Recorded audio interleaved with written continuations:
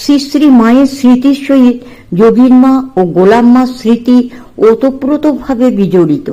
শ্রী শ্রী মা একসময় বলিয়াছিলেন, আমার জীবনে যা সব হয়েছে এই সব গোলাপ যোগেন এরা সব জানে।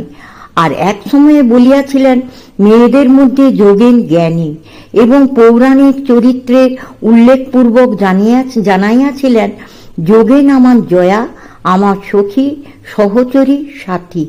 জগদম্বার সহচরীরা যেমন জগদম্বাকে জানিতেন, জগদম্বাও তেমনি সহচরীদ্বয়ের তত্ত্ববিদিত ছিলেন। তাই স্ত্রী ভক্তদিগকে শ্রী শ্রী মা বলিতেন, যোগেন, গোলাপ এরা সব কত ধ্যান জপ করেছে, সেসব আলোচনা করা ভালো, এতে কল্যাণ হবে।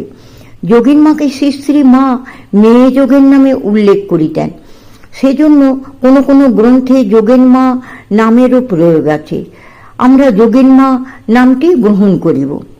1851 খ্রিস্টাব্দে 16 জানুয়ারি বৃহস্পতিবার প্রত্যুষে 6টার সময় শ্রীমতী যোগীন্দ্রমোহিনী কলিকাতা 59/1 বাগবাজার স্ট্রিটের পিতৃগৃহে জন্মগ্রহণ করেন।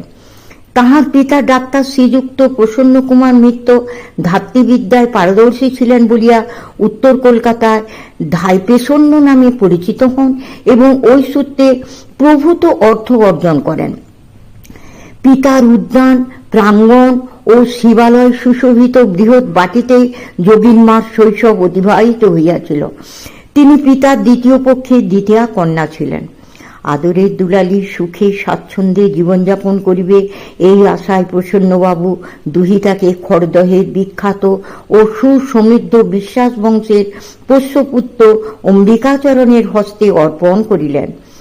বিশ্বাসদের পূর্বপুরুষগণ শাক্ত এবং দান ধ্যানাদির জন্য বঙ্গদেশে সুপরিচিত ছিলেন। ইহাদেরই আনুকূল্যে প্রাণতোষিনী তন্ত্রখানি প্রচারিত হয়।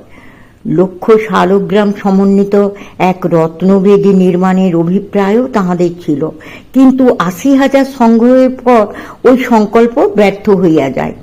বিশ্বাসদের কুলদেবতা ছিলেন বিষ্ণু দামোদর। পোষ্যপুত্র অম্বিকাচরণ বংশমর্যাদা অথবা সম্পত্তি রক্ষা করিতে পারিলেন না। ভ্রষ্ট চরিত্র ও পানাসক্ত হইয়া তিনি অচিরে গৃহহীন ভিক্ষুকে পরিণত হইলেন। সাধ্বী যোগীন মার শত প্রচেষ্টাও এই বিপদগামীকে ফিরাইতে পারিল না দেখিয়া তিনি স্বামীর চরম অবনতির পূর্বে এই পাপস্পর্শ হইতে দূরে সরিয়া পিতৃগৃহে আশ্রয় লইলেন। তাহার সঙ্গে গেলেন তাহার একমাত্র কন্যা গনু। একটি পুত্র ইতঃপূর্বেই জন্মলাভের 6 মাস পরে গতাসু হইয়াছিল।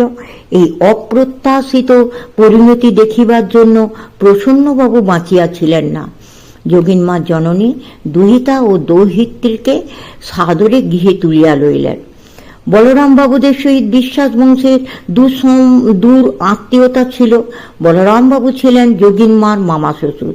এই সূত্রে শ্রীরামকৃষ্ণের মহিমা যোগীন মার অবিদিত ছিল না। তাহার মাতামহীও একবার দক্ষিণেশ্বরে গিয়াছিলেন, যদিও ঠাকুরের পরিচয় লাভ তাহার ভাগ্যে ঘটে নাই। বৃদ্ধা শ্রী রামকৃষ্ণ সমীপে উপস্থিত হইয়া তাহার সাধুসুলভ বেশভূষা না দেখিয়া তাহাকেই প্রশ্ন করিয়া বসিলেন, পরমহংস কোথায়?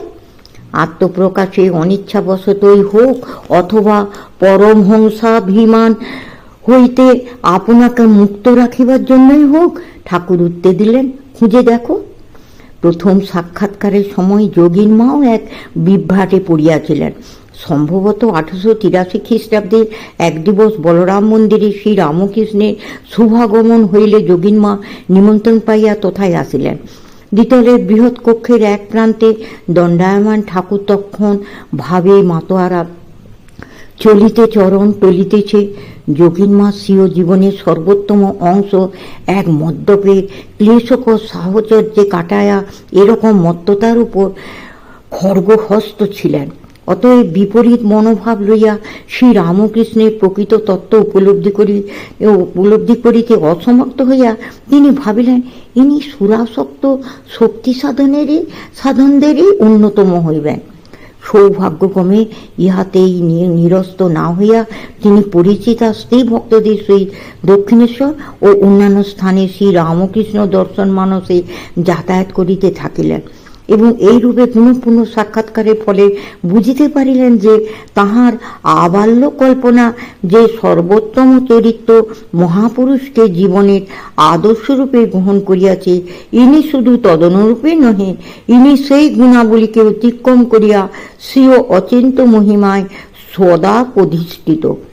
শ্রীরামকৃষ্ণ তাহার প্রকৃষ্ট পরিচয় পাইলেন এবং ধীরে ধীরে শ্রী মায়েরও তিনি স্নেহের অধিকারিণী হইলেন। যোগীন মা তখন শ্রীরামকৃষ্ণ সম্বন্ধে কিরূপ ধারণা ছিল তাহার ইঙ্গিত কথামৃতে বর্ণিত নিম্নোক্ত ঘটনার পায়। 1885 খ্রিস্টাব্দে 28 জুলাই রাত্রি প্রায় 8টার সময় গোলাম্মার বাটি হইতে শ্রীরামকৃষ্ণ গনুরমার আলয়ে উপস্থিত হইলেন। তথায় একতলায় বৈঠকখানায় শ্রীরামকৃষ্ণ উপবিষ্ট হইলে ঐকতাবাদ্য ও কেশব কুরু করুণা দিনে এসমা জীবন উমা ইত্যাদি সঙ্গীত চলিতে লাগলো। পরে জল খাবারের জন্য শ্রীরামকৃষ্ণকে ভিতরে যাইতে অনুরোধ করিলে তিনি বলিলেন, এখানে এনে দাও। কিন্তু ইহাতে গোলাম্মা কহিলেন, গনুর মা বলেছে ঘরটায় একবার পায়ের ধুলা দিন, তাহলে ঘর কাশি হয়ে থাকবে। ঘরে মরে গেলে আর কোনো গোল থাকবে না ক্রমশ।